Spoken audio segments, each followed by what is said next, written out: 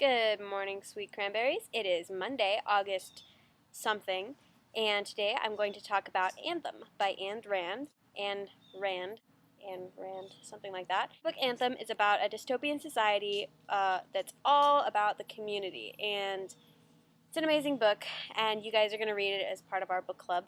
I will let Abigail introduce the book club concept that we're going to be doing.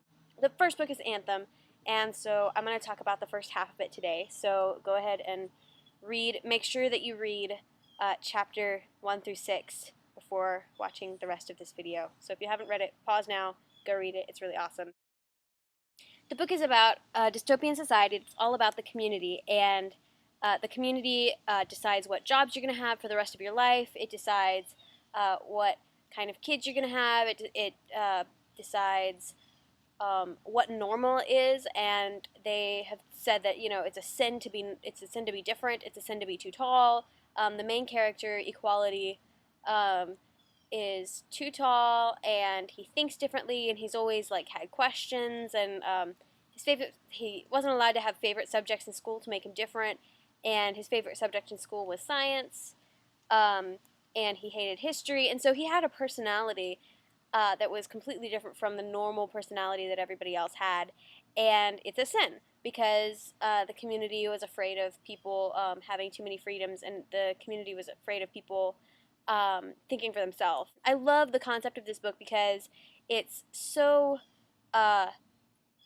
eye-opening how much freedom that we have in America to think the way that we want to, do things that we want to, and we have so much power to think independent thoughts and have favorite things, and we can hate something that somebody else loves, and we can love something that somebody else hates, and it's really amazing, all the things that make us unique, and it really, I don't know, it helps me appreciate all of the stuff that makes me unique. Like I said in the book, they have this council of vocations, and they choose what job you're going to have, and from the time you're 15 for the rest of your life until you're about 40, you do this one job over and over and over again, and that's all you do every day for the rest of your life.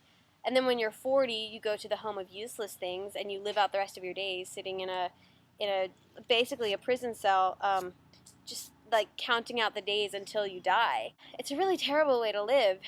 It's really not living at all. It's mostly just everybody's a gear in this one big machine, and it's not even, there's no purpose to life. It's horrible because there's no unique thoughts, and it took them 100 years to come up with the candle.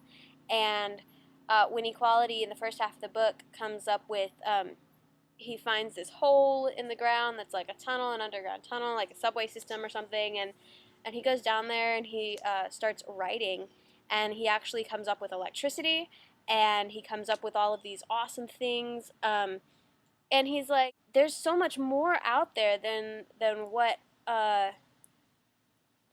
we know, and it's not scary, and it's not terrible, and it's not terrifying. It's good, and it's amazing, and it's beautiful, and all of his voice is suppressed because he's not supposed to be a smart person. He wasn't told that he could be a scholar, and he was placed in a sweet streeper job, and he hated it.